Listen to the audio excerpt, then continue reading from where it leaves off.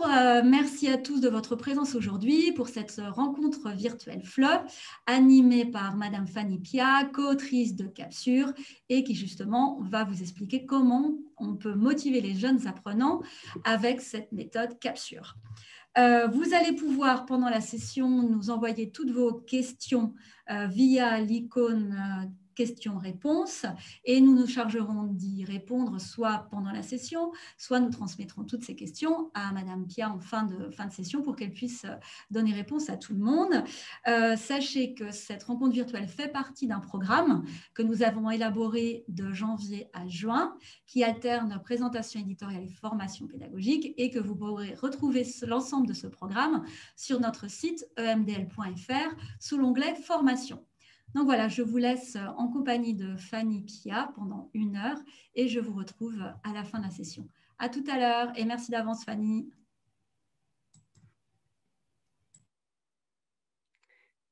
Merci Séverine, tout le monde m'entend, j'espère. Alors j'ai la voix un peu cassée, donc j'espère que tout le monde va bien m'entendre. Je vais m'efforcer de parler assez fort et assez distinctement. Donc comme le disait Séverine, bonjour à tous aussi, je ne sais pas si je vous ai bien dit bonjour. Je suis un peu stressée, ça va aller. Donc je suis enseignante de FLE depuis plus de 12 ans maintenant et je me suis spécialisée très tôt dans l'enseignement aux enfants. J'ai travaillé en Turquie, aux États-Unis, à Dubaï, dans des écoles internationales et des alliances françaises. Maintenant, je suis du côté de Fontainebleau et je suis enseignante d'anglais, langue seconde.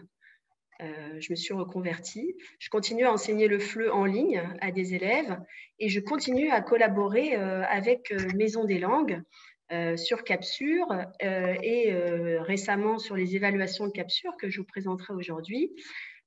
Et voilà. Donc, je vais commencer par vous proposer un petit sondage pour voir un peu quelles sont les activités qui motivent vos élèves en classe de langue. Mavi, est-ce que tu peux... Le sondage devrait arriver. Alors voilà, donc vous avez 3 choix possibles. Je vous donne 3 choix possibles seulement.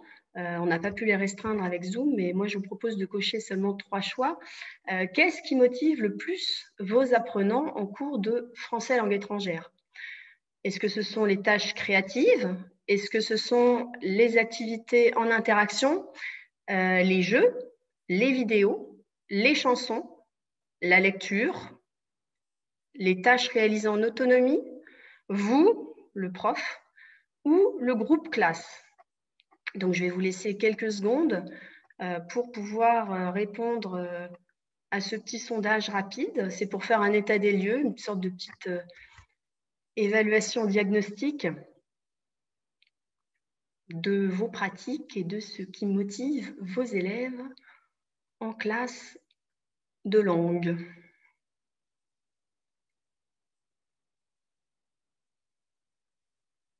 J'en profite pour passer le bonjour à Adélaïde, ma co-autrice, qui me regarde depuis la Turquie.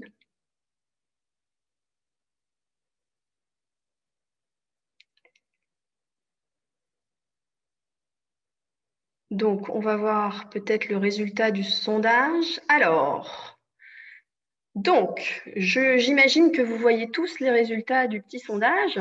Arrive en première activité la plus motivante, les jeux, évidemment. Alors ça, je m'en doutais. Hein. En fait, j'ai fait le sondage, mais je connaissais un peu les résultats. Et en fait, les autres activités arrivent à peu près à ex-aequo, à égalité derrière les sondages, derrière les jeux, pardon. On retrouve les tâches créatives, les activités en interaction, les vidéos, les chansons, la lecture et les tâches réalisées en autonomie. Apparemment, ça ne motive pas vraiment vos élèves. On va voir que pourtant, l'autonomie, c'est très important dans la motivation des élèves. Ils ont besoin d'une certaine autonomie. Ensuite, vous, 22%, c'est dommage, vous ne vous valorisez pas suffisamment parce que le professeur est finalement très important dans la démarche de motivation de ses élèves et le groupe classe également. Et finalement, ces deux propositions arrivent peu en fin de sondage. Donc, je vais continuer.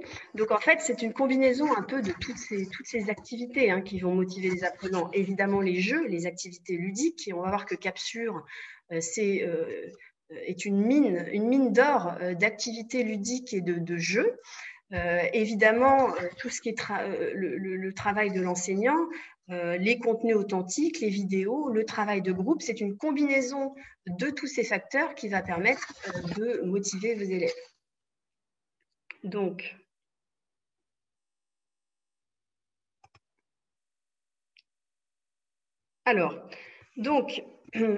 nous, les enseignants, nous devons d'abord comprendre quelles sont les motivations de nos élèves pour pouvoir les prendre en compte.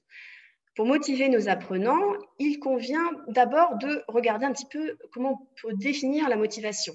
Donc, elle est définie en termes d'état d'activation pour répondre à un motif à satisfaire. Dans l'enseignement plus particulièrement, la motivation, elle consiste à susciter chez l'apprenant l'envie, le désir d'apprendre, à capter son attention et à l'intéresser. On voit ici que le rôle de l'enseignant est très important. Le rôle de l'enseignant et du cours sont très importants dans la motivation. Philippe Dessus, quant à lui, nous dit « Le métier de l'élève est de s'engager dans les activités d'apprentissage du mieux qu'il peut et de les mener à leur terme sans baisser les bras. Lorsqu'il est confronté à des problèmes, des erreurs, il doit en tirer parti pour progresser et non abandonner. » etc. Qu'est-ce qui fait que certains s'engagent pleinement dans les activités scolaires alors que d'autres ont abandonné toute idée de suivre et que d'autres encore perdent l'idée d'année en année? La motivation d'un élève est principalement déterminée par l'image qu'il se fait de lui-même. Ici, on voit une autre composante de la motivation qui vient de la prise de confiance de l'élève par rapport à la langue, quand on est en classe de langue, par rapport à la langue qu'il va apprendre. Et dans cette démarche, l'enseignant, encore une fois, et le cours sont très importants. Donc, l'enseignant doit être capable de comprendre les motivations de ses élèves pour pouvoir les prendre en compte. Alors, je reviens en arrière. Excusez-moi. Donc, on vient de le voir, la question de la motivation est au cœur des préoccupations de nous, profs et des chercheurs. Donc, quels sont les facteurs qui influencent la motivation des apprenants? Sur quelles pistes on peut intervenir, nous, enseignants, pour motiver nos élèves? Et en quoi la méthode que je vais vous présenter aujourd'hui, parce qu'il s'agit quand même d'une présentation éditoriale, peut nous aider dans cette démarche? Donc, les composantes de la motivation. Ici, je vais m'inspirer d'un grand auteur, un grand chercheur qui s'appelle Zoltán Dornei. Je ne sais pas si vous le connaissez. Moi, j'adore cet auteur parce que je travaille aussi sur la motivation dans d'autres publications. C'est un auteur, un chercheur britannique d'origine hongroise qui est psycholinguiste. Et lui, il s'intéresse aux composantes de la motivation en classe de langue étrangère. Donc, vraiment ce qui nous intéresse ici. Donc, lui, il détermine 3 grandes composantes de la motivation. Donc, d'abord, le prof. Il donne plusieurs conseils au prof. Il dit, donnez l'exemple avec votre propre comportement. Créer une atmosphère agréable et détendue en classe. Essayez d'être antipathique, non, c'est l'inverse. Essayez d'être empathique avec vos élèves. Promouvez l'autonomie de vos apprenants. Ça, c'est très important et c'est le rôle de l'enseignant. Ensuite, il y a des composantes motivationnelles qui sont liées au cours lui-même. Il faut rendre le cours pertinent et éventuellement impliquer les élèves dans la planification du cours. Il faut faire correspondre les tâches aux capacités des élèves afin de les faire progresser et qu'ils puissent réussir en fournissant un effort qui est raisonnable. Il faut faciliter ainsi leur satisfaction personnelle. Enfin, il faut aussi, dans le cours, et on va voir que Capsure répond bien à ces attentes, inclure une composante socio-culturelle, notamment des ressources authentiques. Développer également la conscience interculturelle des apprenants, ça doit être fait de manière systématique. Ensuite, il y a tous les éléments de motivation qui sont spécifiques au groupe. Et la cohésion de groupe est fondamentale dans la motivation des élèves. Je parle évidemment de cours en groupe classe, pas de cours particuliers. Ça permet d'augmenter l'orientation. Il faut augmenter l'orientation vers les objectifs de groupe, promouvoir le développement d'une cohésion de groupe et utiliser des techniques d'apprentissage coopératif. On va voir que Capsure permet de susciter la motivation et la cohésion de groupe. Donc ici, je vais vous proposer 10 pistes très simples tirées de Capsure qui permettent de susciter la motivation de vos jeunes élèves. Donc la première piste, c'est que Capsure propose des contenus interactifs. C'est une méthode qui est très originale, ce qui permet d'augmenter l'attrait du cours. Il y a un voyage, le voyage de la famille Cousteau comme fil conducteur, ce qui permet de susciter et de maintenir la curiosité des élèves. Et enfin, c'est une approche par l'oral qui permet d'augmenter la confiance linguistique des apprenants et donc la confiance en soi, et elle promeut également la cohésion de groupe. Donc, c'est une collection qui est sur 3 niveaux. Je ne sais pas si vous avez déjà pu feuilleter la méthode. 3 niveaux, un niveau A1, Capsure 1, un niveau A2, A1.2, Capsure 2, et Capsure 3 qui couvre le niveau A2. C'est une méthode progressive. Elle existe aussi sur 5 niveaux et s'appelle Capsure pas à pas. Si vous achetez la méthode pas à pas sur 5 niveaux, vous pouvez la développer sur tous les niveaux du primaire. Mais les contenus sont identiques. À côté du manuel que je vous présente, il y a aussi un guide pédagogique qui est aussi une mine d'or d'informations et de ressources, et également un cahier d'activités qui permet de faire toutes les applications écrites des exercices qui auront été vus dans le manuel. Donc, c'est une méthode originale. Vous allez le voir dans les différents slides que je vais vous proposer. Des illustrations très modernes et très colorées. On a eu la chance de travailler avec un illustrateur extrêmement doué. C'est une méthode très progressive, très ludique. Donc, ludique pas seulement par les jeux, par toutes les activités qu'elle propose. Et enfin, elle est originale par son approche inductive. Donc, la méthode inductive en grammaire, vous devez le savoir, c'est qu'on on part vraiment des documents visuels, documents sonores, pour aller vers le concept, la structure grammaticale. Donc, l'enseignant est là pour accompagner les élèves à l'étude des documents pour aller vers l'étude de la structure et la compréhension des structures de la langue. Il y a un fil conducteur dans cette méthode. J'ai du mal avec mon... Il y a un fil conducteur dans cette méthode, c'est le voyage. Donc, c'est une méthode qui est construite autour de l'histoire de la famille Cousteau qui part faire un tour du monde. Donc, c'est une invitation au voyage. Dans Capsure 1, on assiste à la préparation des Cousteau. Ils sont en France et ils partent d'abord au Canada, puis en Guadeloupe. Ensuite, dans la méthode, dans le Capsure 2, ils voyagent un peu partout dans le monde, au Sénégal, au Vietnam. Et dans le Capsure 3, ils finissent leur voyage en Nouvelle-Calédonie et ils reviennent en Europe, en Belgique, en Suisse, avant de rentrer en France. Donc, ils font un grand voyage dans le monde entier. Et ça plaît beaucoup aux élèves.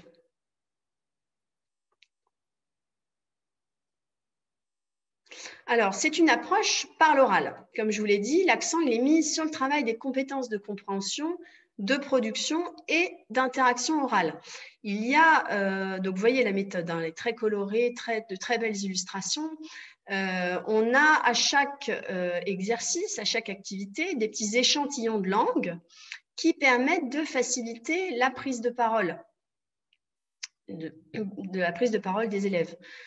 Donc ici, on voit différents exemples de compréhension orale, de production orale, et on voit qu'il y a beaucoup d'activités en interaction, notamment le parle, et toi, qu'est-ce que tu sais faire, qu'est-ce que tu ne sais pas faire, des activités où les élèves vont devoir travailler en interaction avec leur père. Le livre de l'élève, il se décompose comme suit. On a un tableau des contenus qui est très, très détaillé, que je vous présenterai plus loin. Une première mission bricolo bonus. C'est une mission bricolo qui permet de créer un carnet de voyage en début de méthode. Ce carnet de voyage, on le verra plus tard, sera utile tout au long de l'apprentissage du français, puisqu'il sera réutilisé régulièrement à chaque unité par les élèves. On a une unité 0 qui permet dans Capsure 2 et Capsure 3 aux élèves de rentrer dans le bain de la méthode. Même aux élèves qui n'ont pas suivi la méthode précédemment, ils vont pouvoir retravailler sur ce qui a été vu précédemment, mais également sur la famille, qui sont les personnages, quels sont les lieux, etc. Donc l'élève ne sera pas perdu quand il rentrera dans la méthode, même au niveau 2, au niveau 3. Ensuite, on a 6 unités qui se décomposent de manière progressive. Et en fin de manuel, nous avons une carte du monde.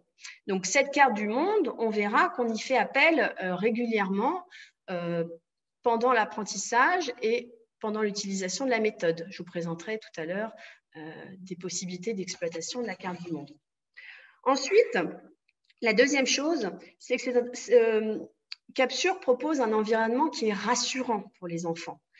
Permet de créer une atmosphère qui est agréable, détendue en classe. On sait que nos élèves ont besoin de structure et de repères. C'est très important, les routines pour nos jeunes apprenants, surtout en cours de langue où ils se sentent souvent déstabilisés. Ils ont des enseignants qui ne parlent pas forcément leur langue maternelle. Donc, ils ont besoin d'être rassurés. Ensuite, c'est un environnement qu'ils aiment retrouver, qu'ils ont besoin de retrouver. Donc, il y a aussi une mascotte qui est très attachante, que vous connaissez peut-être, qui s'appelle Gaston. Tous ces éléments contribuent à promouvoir la confiance en soi des élèves, à diminuer leur anxiété et à augmenter l'orientation des apprenants vers un objectif. Donc, c'est d'abord l'histoire d'une famille attachante. Je déplace. Une famille attachante. Donc, l'apprenant voyage et grandit avec la famille Cousteau et leur animal de compagnie. Donc, c'est une famille, vous voyez, une famille métissée avec la maman Amélie, le papa Nicolas et les 3 enfants, Hector, le petit dernier, Emma la cadette et Gabriel. Les enfants se prennent très très vite au jeu, hein, ils connaissent très très vite les personnages, ils s'attachent aussi rapidement et ils sont capables de les identifier très très bien. Donc ça, c'est un plus.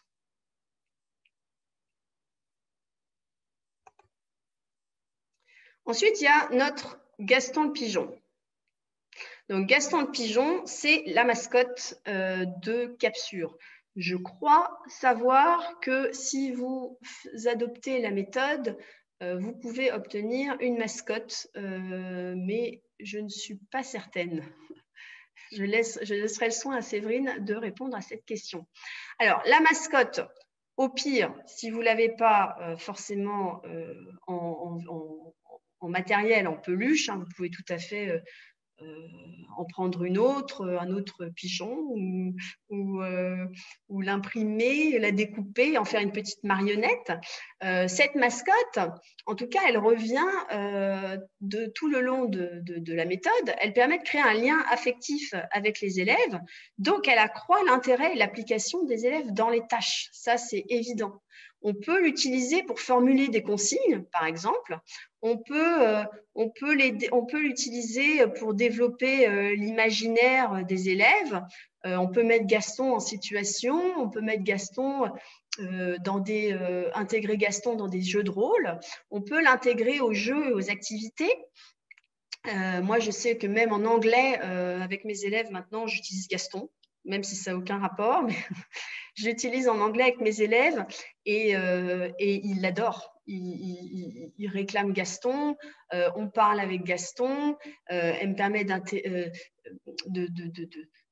d'introduire toutes les routines, les salutations, je l'intègre au jeu, etc. On peut aussi faire emmener Gaston à la maison par les élèves et leur demander, par exemple, de raconter ce qu'a fait Gaston avec eux pendant le week-end. Donc, on peut vraiment jouer avec la mascotte. Il y a aussi, Gaston est aussi intégré dans la méthode sous forme de jeu. Il y a un jeu qui est assez rigolo, une sorte de pouilleux, où finalement c'est Gaston le pouilleux, mais il faut avoir Gaston. C'est l'inverse du pouilleux. C'est l'inverse du jeu du pouilleux. Voilà, Gaston, il a sa petite page Instagram. D'ailleurs, j'ai fait une petite coquille. Il a sa petite page Instagram et on le voit voyager un peu partout. Et je crois que vous pouvez vous-même envoyer vos petites photos de Gaston qui se balade un peu dans vos pays respectifs et dans vos classes. Ensuite, Capsure, ce sont des objectifs très clairs.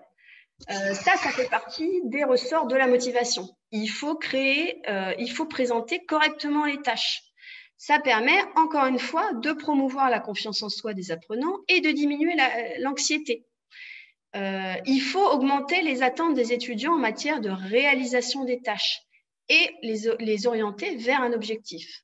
Donc, pour ce faire, nous avons un tableau des contenus qui est très détaillé, clair, très coloré. On va voir que à chaque leçon correspond à un objectif grammatical. Ensuite, on va voir qu'il y a des icônes qui permettent d'identifier clairement les consignes. Et ensuite, à la fin de chaque unité, on a une évaluation qui permet à l'élève de voir où il en est de son apprentissage. Donc, voici le tableau des contenus que vous pouvez observer. On voit que pour chaque titre d'unité, on a un petit symbole. Là, pour Protégeons la planète, on a le symbole du recyclage. Pour l'unité 2, on a le feu d'artifice. Tous ces petits symboles vont permettre à l'élève de savoir dans quelle unité il est à chaque fois. Ensuite, on détaille les objectifs communicationnels, le lexique, la grammaire, les lettres et les sons. Donc, il y a une composante aussi phonétique et l'interculturel.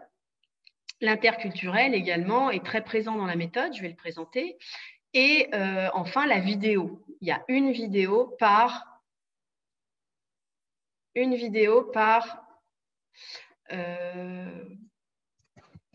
unité. Désolée, ça s'est passé tout seul.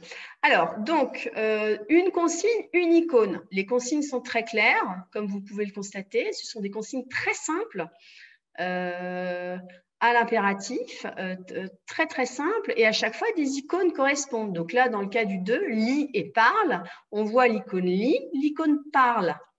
Ensuite, 2, écoute, associe et dit. On voit l'icône écoute avec le petit casque, l'icône associe avec le doigt pointé et l'icône dit avec la petite bulle. Donc là, on voit bien que ces consignes sont très claires et faciles à respecter par les apprenants.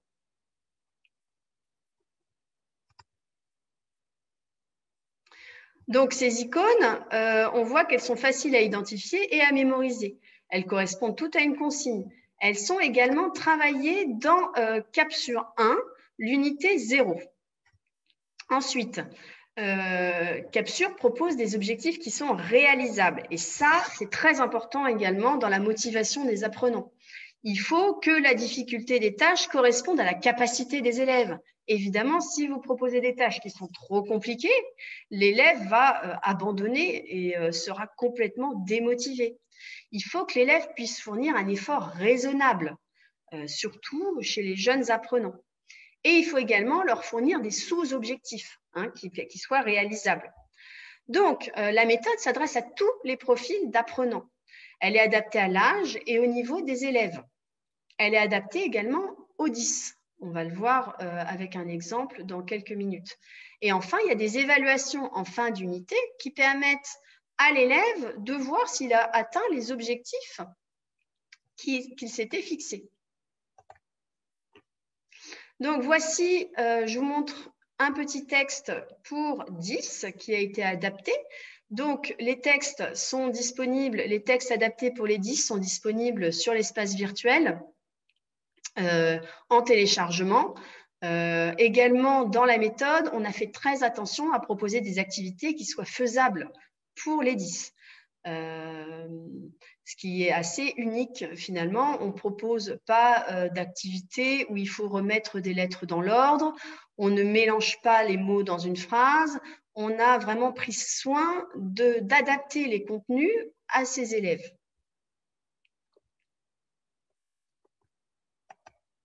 Ensuite, les évaluations. Les évaluations, elles se présentent également sur l'espace virtuel en téléchargement depuis très peu. Je suis contente de vous les présenter puisque je les ai rédigées avec notre éditrice Virginie Karniewicz. Donc, ces évaluations, elles reposent, elles évaluent donc les compétences linguistiques et les compétences en communication langagière. Donc, à la fin de chaque unité, on vous propose une évaluation avec 3 ou 4 activités linguistiques qui cherchent à évaluer les compétences grammaticales et lexicales de l'élève, et ensuite 2 activités de communication langagière qui permettent également aux élèves de se préparer au DELF Prime. Donc, dans ces activités de communication langagière, on retrouve 2 composantes parmi la compréhension de l'oral, compréhension de l'écrit, production orale, production écrite. En fin d'évaluation, on propose 2 types d'évaluation pour les profs et les élèves. Une évaluation notée avec des chiffres et une évaluation avec plutôt des smileys, une évaluation plutôt bienveillante où l'élève va pouvoir lui-même s'auto-évaluer.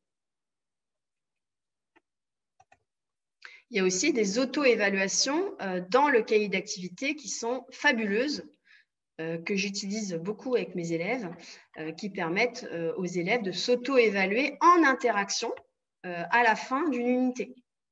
Ensuite, Capsure encourage la créativité. Et ça, c'est très important. Pourquoi? Parce que ça facilite la satisfaction des élèves. Il faut créer des produits finis qu'ils puissent présenter ou qu'ils puissent afficher quelque part. Donc, la mission Bricolo, c'est une activité manuelle, créative et ludique. Les étapes sont extrêmement claires et illustrées. On utilise un vocabulaire qui convient parfaitement au niveau de nos apprenants. Le matériel est facile à trouver. Hein. On vous propose vraiment des choses très simples. Hein. Souvent, de la colle, des cartons, des feuilles de couleur, du scotch. Enfin, c'est assez simple à trouver.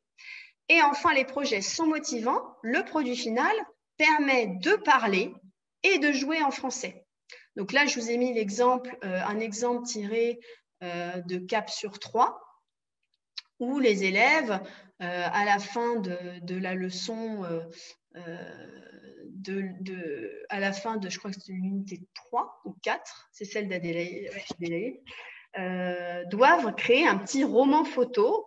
Donc, on voit qu'ici, ils créent leur petit roman photo avec des pinces à linge et ça donne un résultat très, très rigolo. L'idée, ce n'est pas de rigoler, c'est évidemment, enfin, entre autres, c'est de rigoler, mais c'est aussi de produire quelque chose qui va leur permettre de travailler et de parler en français. Ça, ce sont des activités qui plaisent beaucoup à mes élèves. Hein. Je passe du temps à faire toujours les activités de bricolage avec mes élèves. Voilà, c'est jamais une perte de temps.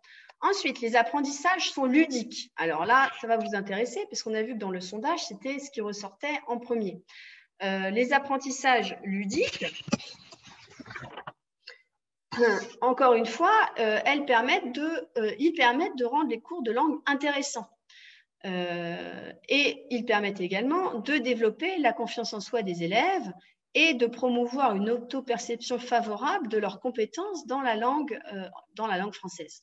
Donc, ces apprentissages passent par le carnet de voyage, les jeux et les cartes mots et les cartes images. Donc, je vais détailler tout de suite ces 3 composantes. Donc, le carnet de voyage que voici, donc celui-ci est tiré de Capsule 3. On rentre en Europe. Donc, ce carnet de voyage, lui, il permet de rentrer dans l'unité. Hein, ça, c'est en fait le carnet de voyage des Cousteaux qui voyagent et puis à chaque étape, ils remplissent leur carnet de voyage. Il y a l'illustration du carnet est toujours riche en détails et très drôle. Il y a souvent des petites tâches, des choses posées sur le carnet, toutes sortes de supports très, très variés qui permettent à l'élève un peu de se plonger dans l'univers de l'unité. Il y a le symbole qui permet de rentrer dans l'unité, un jeu énigme qui permet de rentrer dans l'unité tout en s'amusant. Donc ça plaît en général énormément aux élèves, ce jeu énigme. Et enfin, des propositions d'exploitation. Donc, les propositions d'exploitation ici, qu'est-ce que les Cousteaux feront pendant la nouvelle étape de leur voyage? Observe le carnet et fait des hypothèses. Donc là, on peut dire, Hector et Gabriel visiteront le musée de la BD, ils verront leur œuvre préférée, etc., etc. Tout ça, ça permet aussi de réutiliser les compétences qui ont été travaillées dans l'unité précédente. Là, par exemple, l'élève va parler au futur parce qu'il a vu le futur dans l'unité 2. Voilà. Donc, on va voir un petit peu plus en détail le carnet de voyage. Donc, le carnet de voyage, il y a un jeu énigme, comme je vous le disais. Ce jeu énigme est en général accompagné d'une fiche ressource qui permet de résoudre l'énigme plus facilement. Hein, parce qu'en général, si on a un mot croisé ou si on a une énigme, on ne va pas forcément écrire sur le manuel. Donc, vous avez les ressources qui sont disponibles sur l'espace virtuel et que vous pouvez imprimer pour les élèves et qui leur permettent de résoudre l'énigme. Souvent, il s'agit de découvrir un lieu, un message pour entrer dans l'unité de manière très ludique. Donc, je vous propose, avant que Mavi, tu lances le sondage, je vous propose de regarder cette énigme et de jouer. On va la tester sur vous, voir si ça fonctionne. Donc, vous avez un code secret dans cette énigme. C'est donc l'unité 3 de Capsule 3. Les élèves arrivent, les Cousteaux, pardon, arrivent dans un nouveau pays que vous avez vu précédemment. J'essaie de ne pas insister, de ne pas vous donner d'indices, mais c'était un peu évident. Donc, où est-ce que les Cousteaux vont atterrir? Donc, vous voyez que le code, chaque chiffre correspond à une lettre de l'alphabet. Donc, il va falloir décoder le code. Je vous laisse, Mavi, si tu peux lancer le... Je vous laisse découvrir le code.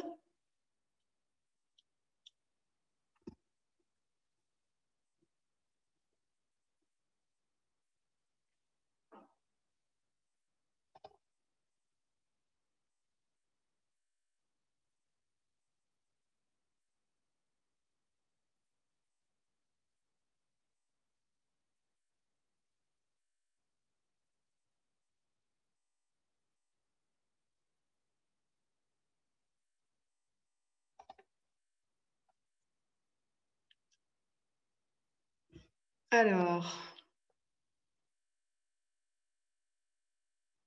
Mavi, est-ce que tu peux faire apparaître les réponses?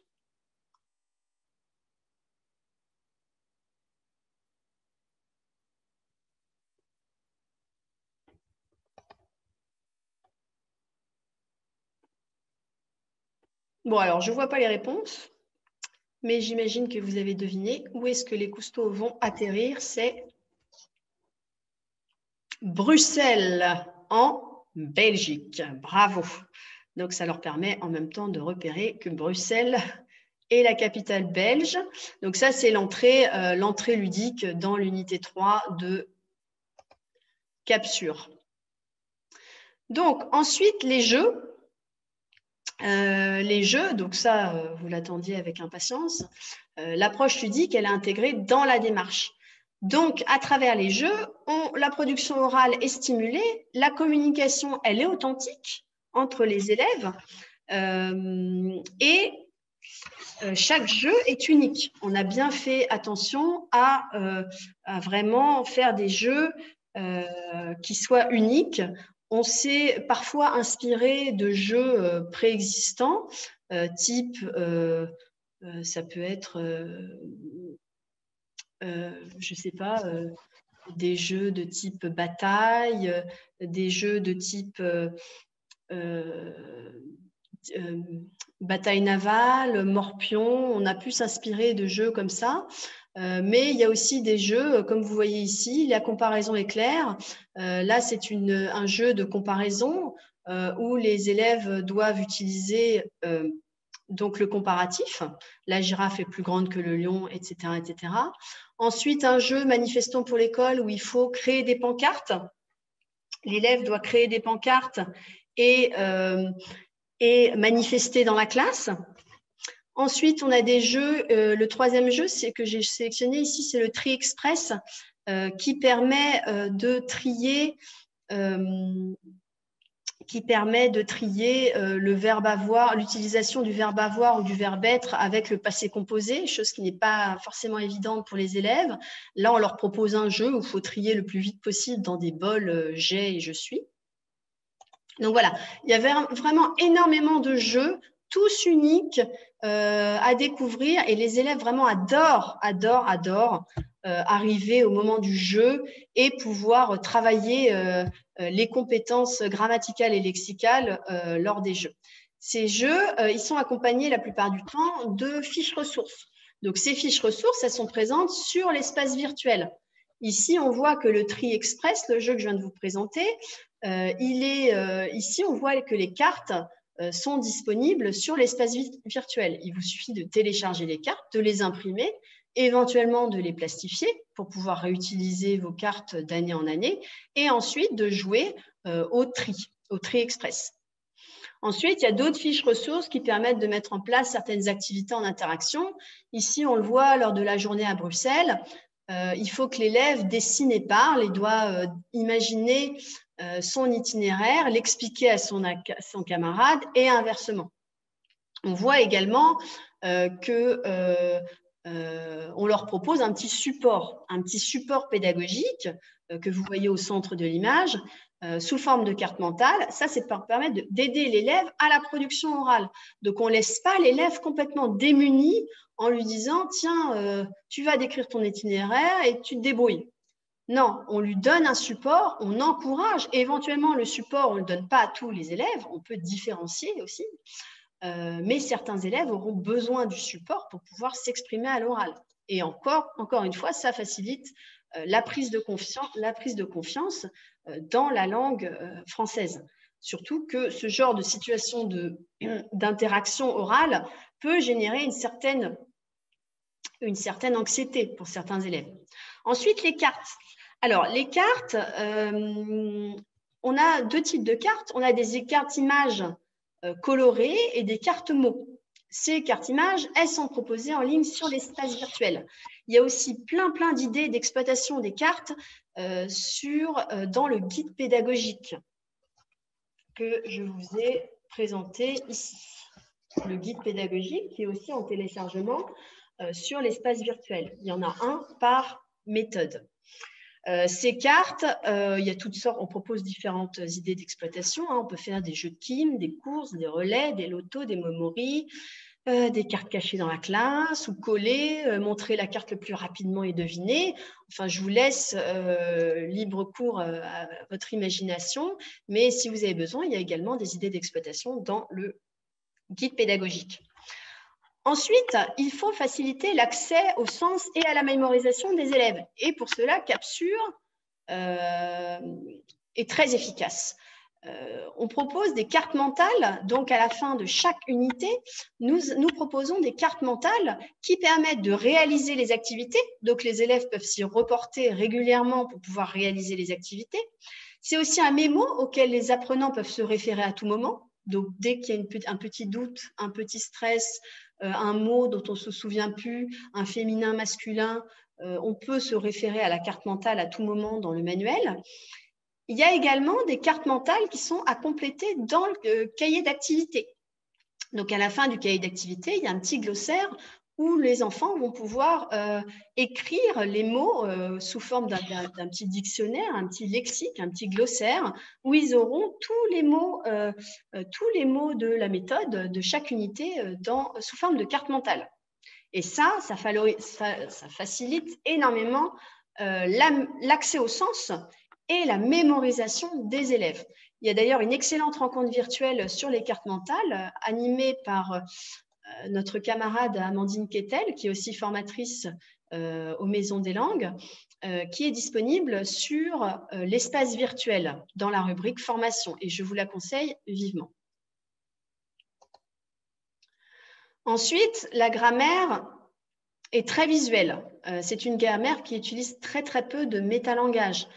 On essaye de ne pas perdre nos apprenants de FLE, de ne pas les ensevelir sous trop de métalangage. Ça peut les perdre. On utilise également un code couleur qui va permettre de repérer le féminin, le masculin du pluriel. Donc là, vous voyez un exemple de carte de grammaire. La grammaire sur la gauche, avec le verbe partir au passé composé. Et ici, alors celle-là est très intéressante, la vie d'Eva Cousteau. Donc là, on a une représentation visuelle de la vie d'Eva Cousteau qui permet de traiter les verbes au passé composé avec être. Donc ici, on retrouve tous les verbes au passé composé avec être. Donc, c'est un moyen mémotechnique visuel de mémoriser tous ces verbes. Et cette illustration est vraiment superbe. Vraiment très belle illustration. Ensuite, il faut encourager l'autonomie. Donc, j'ai vu… Attendez, je recule. Encourager l'autonomie. Donc, j'ai vu dans le petit sondage que finalement, les activités en autonomie ne fonctionnaient pas tellement bien. Alors, ça dépend probablement de la taille du groupe et ça dépend de leur entraînement à travailler en autonomie. Travailler en autonomie, ça dépend aussi des cursus dans lesquels les élèves sont habitués à évoluer. Dans certains cursus, les élèves travaillent énormément en autonomie, ils sont habitués, donc ils arrivent à vraiment bien se concentrer en autonomie. Pour d'autres élèves, et dans des grands groupes, c'est plus difficile. Mais en tout cas, encourager l'autonomie, ça permet aux élèves de développer une confiance en soi et de vraiment être motivés par ces activités en autonomie. Donc, dans le cahier d'activité, on a le cap ou pas cap. Dans le cap ou pas cap, je vous en parlais, c'est une sorte de petite auto-évaluation. Je vous ai mis une petite capture d'écran là. Une petite auto-évaluation qui se fait en interaction avec un camarade. Donc là, on a vraiment un travail de cohésion, un travail en paire, qui est vraiment très intéressant en fin d'unité, nomme tous les animaux de la ferme. Donc, on propose le camarade doit observer et répondre à des questions.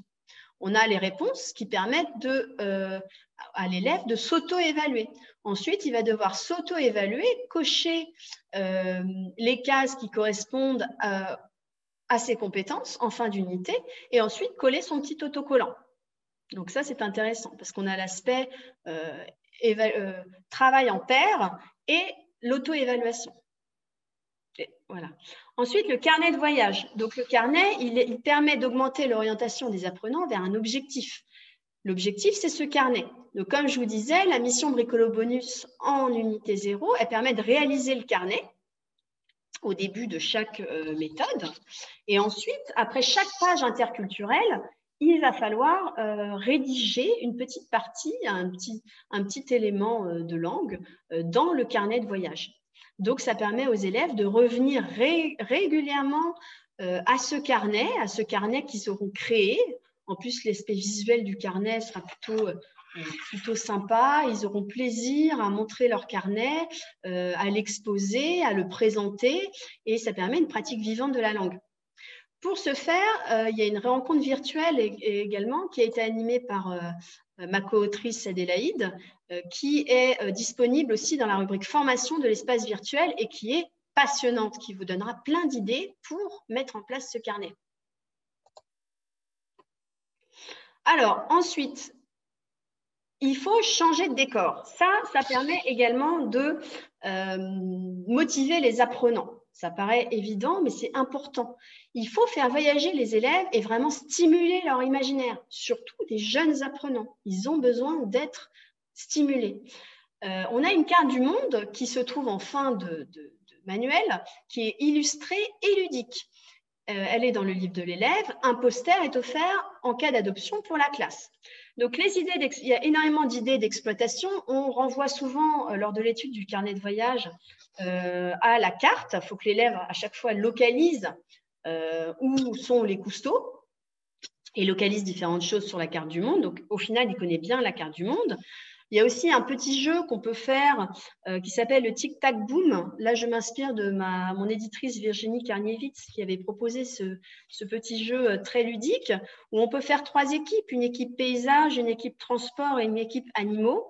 Et ils ont 1 minute pour trouver les illustrations qui appartiennent à chaque catégorie et les nommer. Donc ça, c'est une activité qui peut permettre de rebrasser le vocabulaire qu'on peut faire, par exemple, quand on commence l'étude de Capsure 3 ou même Capsure 2, et qui permet de rebrasser le vocabulaire qui a été vu précédemment. Ensuite, les contenus authentiques. Les vidéos, il faut inclure une composante socio-culturelle dans le programme. Et là, les ressources authentiques sont très importantes. Donc, on a une vidéo par unité, une fiche pédagogique qui a été également rédigée par ma camarade Adélaïde, qui sont présentes et par Amandine Quetel, qui sont présentes sur l'espace virtuel en téléchargement. Ces fiches pédagogiques regorge de ressources et d'idées pour utiliser ces vidéos. J'utilise personnellement systématiquement les vidéos. Je ne fais jamais l'impasse. Ça motive énormément mes élèves et ils sont contents d'avoir affaire à un contenu authentique. Ça a une dimension très motivante.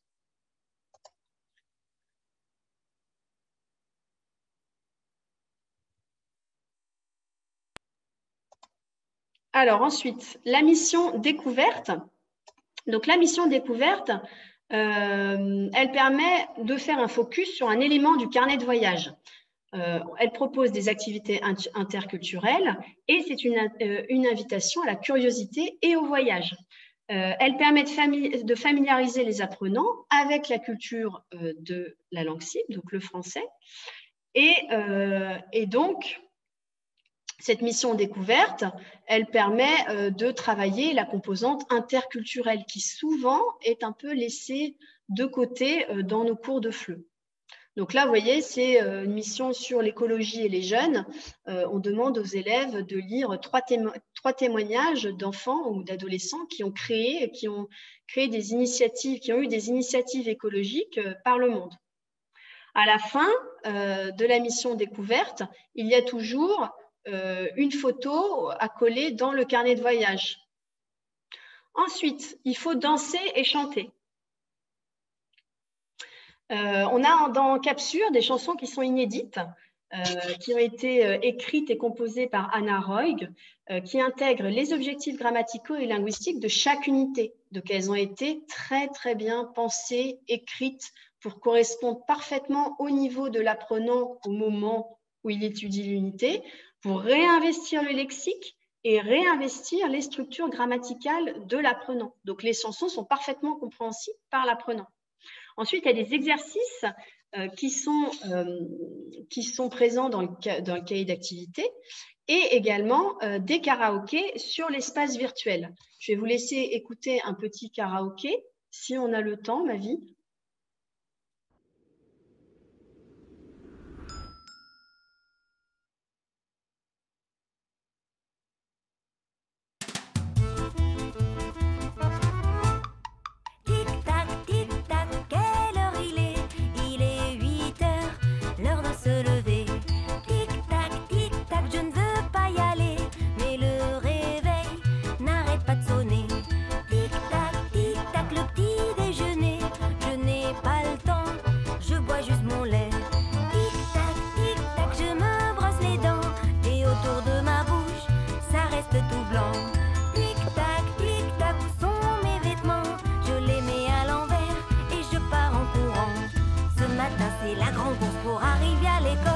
Mais ça y est, je suis là. Bonjour Madame Nicole. Ce matin c'est la grande course pour arriver à l'école. Mais ça y est, je suis là. Bonjour Madame Nicole. Tic-tac, tic-tac, quelle heure il est? Il est 9 heures. On peut commencer.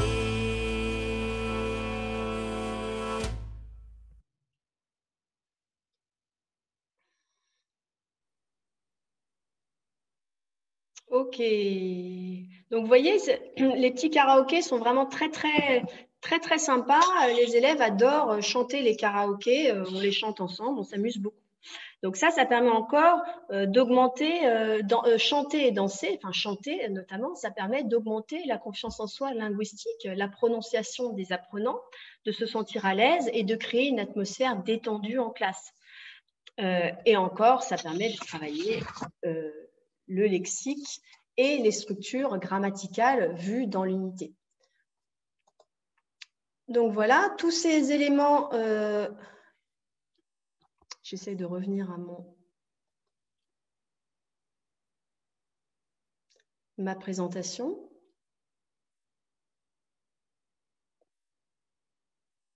Est-ce qu'on peut me redonner le contrôle ? Voilà, super. Donc ensuite, la plupart des ressources que je vous ai partagées sont disponibles dans l'espace virtuel. Les manuels numériques, donc on a le manuel, le cahier d'activité, le guide pédagogique, les cartes images, les fiches ressources, tout ce qui est version karaoké des vidéos, les cartes mentales à compléter, les évaluations dont je vous ai parlé et le guide pédagogique. Également, les vidéos. Je sais pas, ah si, je l'ai noté, les vidéos et les fiches pédagogiques. D'ailleurs, il y a un S, mais on ne le voit pas dans le blanc. Alors, j'en profite pour répondre à des questions qui me sont adressées. Une question notamment de Marion Arduin. Madame Pia peut-elle nous parler de son expérience? Utilise-t-elle la méthode pour ses cours en ligne? Et fait-elle également des cours individuels en ligne? Oui, actuellement, j'enseigne en ligne, en cours individuel en FLE, puisque j'enseigne en groupe, mais en anglais, parce que je suis en France. Donc je n'ai pas un public suffisamment large en FLE. Donc, je continue à enseigner à des élèves de Dubaï et j'utilise la méthode. Ça fonctionne extrêmement bien. Donc, j'ai accès à l'espace virtuel, évidemment. Je donne la main à mes élèves, donc via Zoom. Je donne la main à mes élèves sur le manuel. Les activités sont cliquables et ça permet aux élèves de répondre en direct aux activités.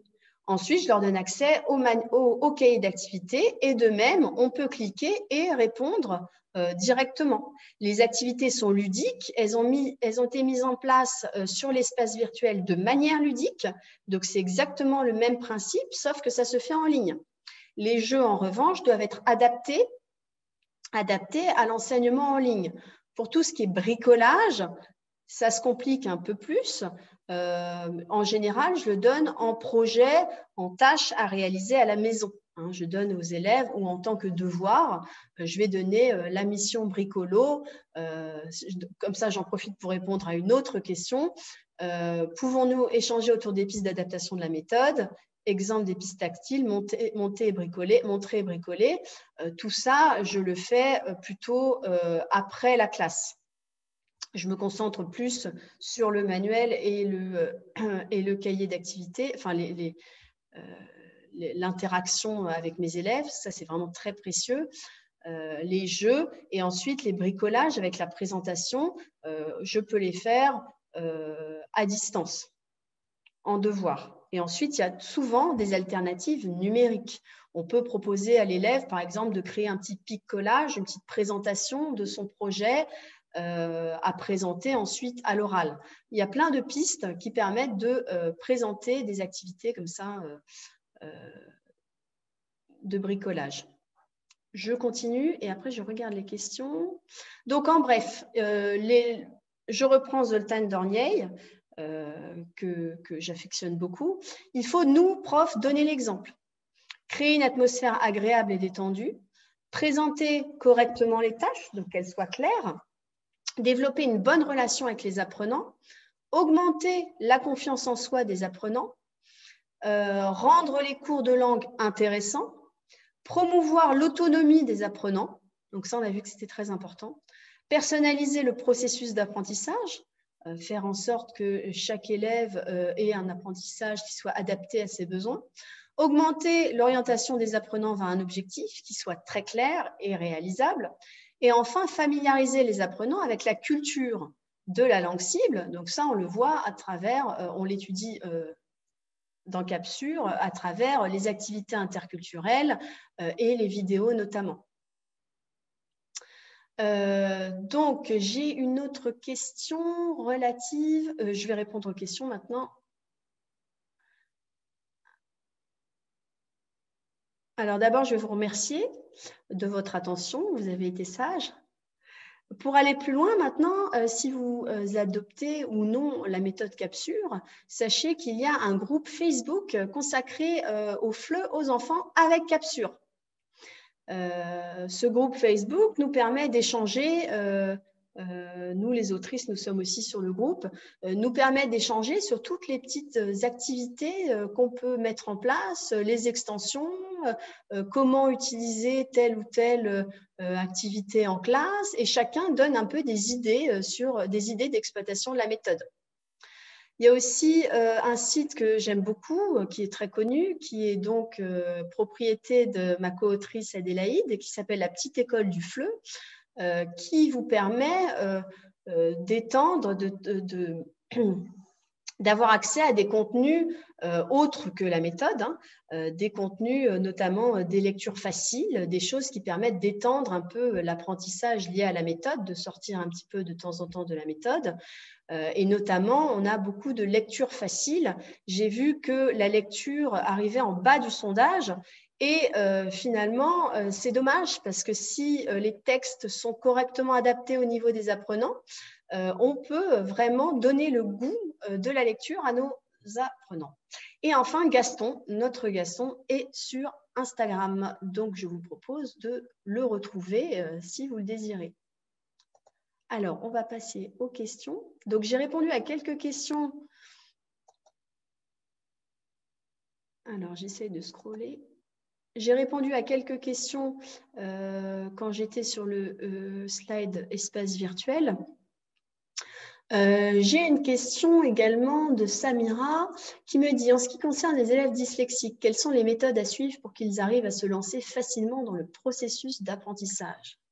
Alors, moi, je ne suis pas personnellement institutrice spécialisée dans les troubles des apprentissages, mais avec l'expérience et ayant eu des élèves dyslexiques en cours de langue, donc en cours de français et maintenant en cours d'anglais, je me focalise sur l'oral. Pour un élève dyslexique, l'entrée dans l'écrit peut être extrêmement anxiogène, donc je conseille plutôt de rester sur le manuel et éventuellement de donner quelques activités écrites, mais il faut vraiment sélectionner et différencier. Il ne faut pas donner aux enfants qui ont des troubles dyslexiques les mêmes objectifs écrits que les autres camarades. Il faut vraiment y aller de manière douce. Parfois, j'adapte les activités. Pour certains qui ne veulent pas écrire, je fais des petites étiquettes que je leur demande de coller, par exemple. J'utilise des techniques, je les fais beaucoup dessiner. J'utilise plusieurs techniques qui permettent de pas trop les bousculer et de garder intacte leur motivation. Parce que souvent, ce sont des élèves qui perdent rapidement la motivation en classe de langue. Ensuite, j'ai une question d'Aurélia. Quelle est la place accordée à la phonologie à l'apprentissage de la lecture et les sons composés dans chaque leçon et chaque unité. Donc là, j'en ai pas parlé ici, mais on a une petite rubrique en fin qui est présente. Voilà, c'était le dernier slide, vous avez des questions. À la fin de chaque unité, on a une rubrique qui s'appelle Cap sur la langue. Non, des lettres et des sons, pardon. Des lettres et des sons qui permet de travailler la phonétique. Donc, la phonétique qui a été vue dans l'unité. Donc, on a, par exemple, distingué le son « ge » et le son « je », pouvoir repérer des phonèmes dans des mots, etc., et pouvoir les écrire. Donc, on a cette petite rubrique à la fin de chaque unité. Quelle est votre politique sur la... Alors, Aurélia, quelle est votre politique sur la place de la langue source dans un cours de français? Vous autorisez-vous à parler en anglais, par exemple? Alors, ça, c'est une grande question et j'ai vu qu'il y avait des débats sur notamment des groupes Facebook qui étaient extrêmement houleux. Alors, moi, on m'a toujours dit, ne parle pas la langue cible, ne jamais utiliser la langue native, ne jamais utiliser la langue native, attention, attention, etc. Il se trouve que dans certains contextes, j'ai travaillé dans des contextes où je ne parlais pas la langue native. En Turquie, j'étais très peu turcophone, j'étais débutante, mais très peu. Donc, je me débrouillais autrement. Hein. J'utilisais beaucoup de mimes, etc., des visuels, je me débrouillais autrement. Il se trouve que quand on partage la langue native d'un élève, c'est quand même un avantage. Ça vous permet de comprendre la manière dont l'élève va transférer un concept d'une langue à l'autre. Donc, c'est parfois utile d'avoir recours à la langue native de l'élève.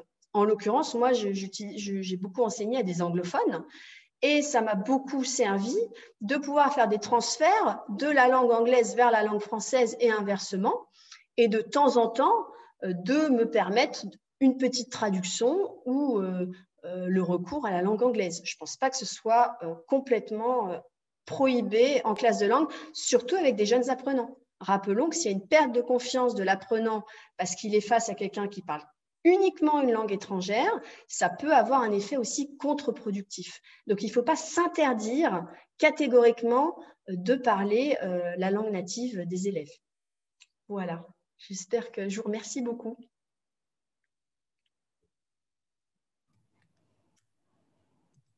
Rebonjour Fanny. Bonjour Séverine. Merci beaucoup pour tous ces points forts de capture mis en avant.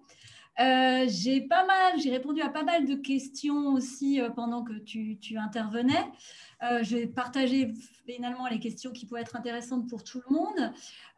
Juste une chose, est-ce que tu as donné une idée, parce que j'ai dû changer de place à un moment, une idée du nombre d'heures pour couvrir chaque niveau de capture, plus ou moins d'heures d'apprentissage? Alors ça dépend un peu du groupe classe, ça dépend un peu de l'organisation. Donc moi, par exemple, quand j'utilise la méthode avec un élève, je fais en gros une leçon par heure. Donc, en gros, mais je passe plus de temps sur le cahier d'activités où il y a quand même beaucoup d'activités supplémentaires. Donc, je dois passer globalement, je pense, 6 heures par unité. Et il y a 6 unités par méthode, enfin par niveau. Donc là, par exemple, dans Capture 3, on a 6 unités. Moi, je passerai environ 6 heures, mais après, on peut étendre énormément. Hein. Moi, je fais l'émission Bricolo quand je les fais en interaction individuelle. Ils les font à la maison, donc ça me prend moins de temps. Tout dépend de vos objectifs. On n'est pas obligé d'utiliser tout ce qu'il y a dans la méthode, même si la plupart des ressources sont vraiment bien pensées et vraiment très importantes selon moi. La vidéo, ça peut faire l'objet d'une séance complète. Donc, vraiment, ça dépend vraiment des enseignants. Ouais. Et ça peut être adapté à des niveaux horaires différents selon la structure où on enseigne, justement, ce que tu dis, si on enseigne un groupe d'élèves, si on enseigne en présentiel, en distanciel, si on a des groupes un peu plus réduits. Donc, ça peut se faire en individuel, ça marche très bien. En groupe, je voyais qu'il y avait quelqu'un qui me demandait en groupe de 15-18, ça marche sans problème.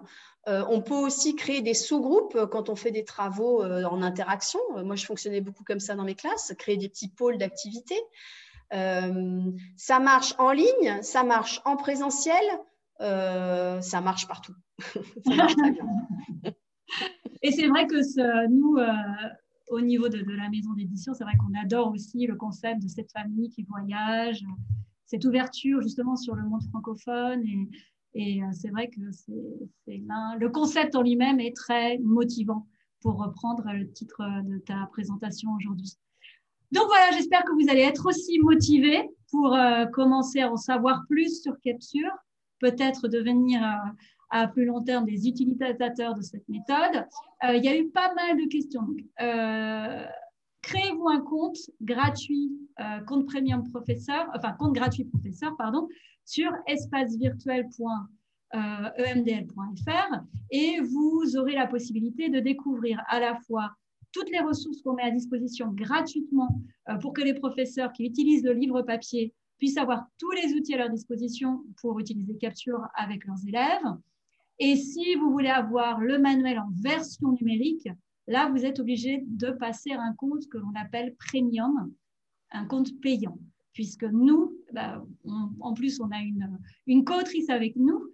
Nous ne pouvons pas mettre le manuel en version numérique gratuitement, puisque derrière, nous avons des droits d'auteur. Donc, c'est ça, voilà. Donc, ce n'est pas du tout c'est vraiment dans le respect de la politique de respect des droits d'auteur. Donc, Séverine, juste pour rebondir, si vous enseignez en individuel, en cours privé, en ligne, l'espace virtuel, c'est vraiment exceptionnel. Ça va vous faciliter et ça va générer un gain de temps. Vous ne pouvez pas imaginer sur vos préparations de cours. Les activités sont là, elles sont super bien pensées, elles sont ludiques et vraiment, c'est une mine d'or.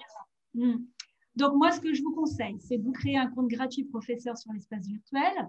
Donc, en plus d'avoir accès à l'intégralité des ressources que nous mettons à disposition gratuitement, vous aurez un échantillon du manuel numérique. C'est-à-dire que vous allez pouvoir tester une unité modèle du manuel dans sa version numérique. Donc, ça peut être aussi intéressant pour une première découverte de cette collection.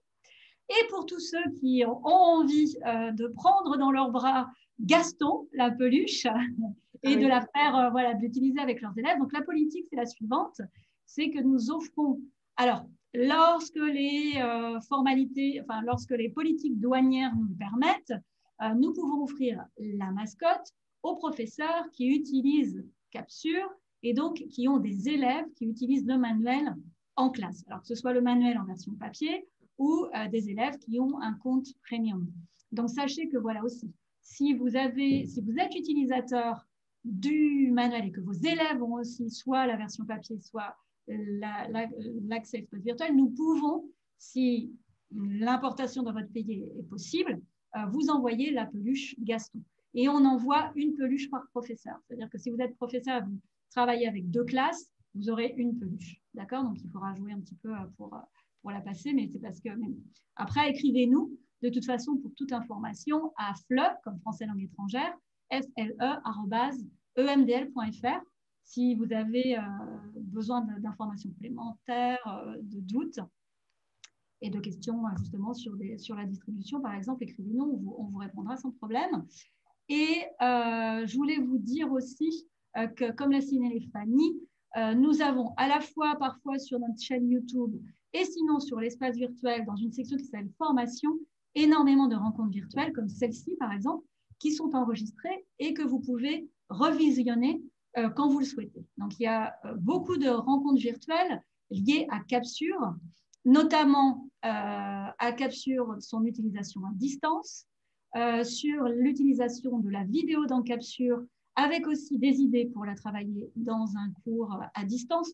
Donc, vous avez la possibilité de revisionner quand vous le souhaitez, ou de visionner pour la première fois ces rencontres virtuelles qui sont, voilà, vous avez la vidéo et le PowerPoint que vous pouvez aussi télécharger pour avoir cette base de travail si vous le souhaitez aussi. Et on a aussi sur notre notre site internet, des articles qui vous permettent aussi parfois d'avoir une synthèse de tout savoir sur Capsure, comment travailler et faire des cours à distance avec Capsure.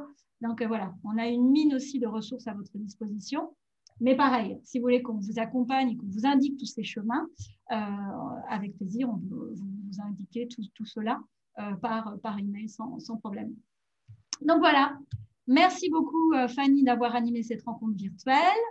Merci à tous ceux qui ont participé peut-être pour la première fois, parce que je crois que vous avez été pas mal à être avec nous pour la première fois aujourd'hui. Donc merci à vous, j'espère pareil que vous allez être fidèles à ces rendez-vous. Sachez que c'est le 27 février, je ne me rappelle plus exactement, en mois de février, nous avons une autre rencontre virtuelle sur À la Une, notre collection pour adolescents. Donc là, ça va être aussi une présentation éditoriale. Et au mois de mars, nous avons une formation alors beaucoup plus pédagogique qui s'appelle la Journée virtuelle du FLE, qui est une formation sur une après-midi, donc avec 3 conférences qui vont se succéder. Une sur l'apport des neurosciences dans l'apprentissage du langage, une autre qui va traiter plus particulièrement de l'apprentissage lexique et une 3e conférence qui traitera de la francophonie et justement de la formation à la diversité de la francophonie. Et ensuite, nous aurons nos autres rencontres virtuelles. Donc voilà, un gros programme de formation qui vous est proposé, puisque voilà, depuis les éditions Ménalangue, cela fait de nombreuses années que nous vous offrons à la fois manuels, donc des contenus didactiques, que ce soit papier ou numérique, et aussi des formations pour vous aider, vous accompagner dans toutes les évolutions de nos pratiques d'enseignement. Et notamment qui se sont vu bien bousculées avec l'arrivée du Covid. Donc voilà, je vous remercie beaucoup. Merci encore Fanny. Et j'espère qu'on se retrouvera bientôt, février, mars, avril, mai, juin. Il y a plein de rendez-vous à votre disposition pour qu'on puisse se revoir pour l'instant en virtuel. Je vous remercie. Bonne soirée, bonne journée à tous. Merci encore Fanny. À bientôt. Au revoir. Au revoir.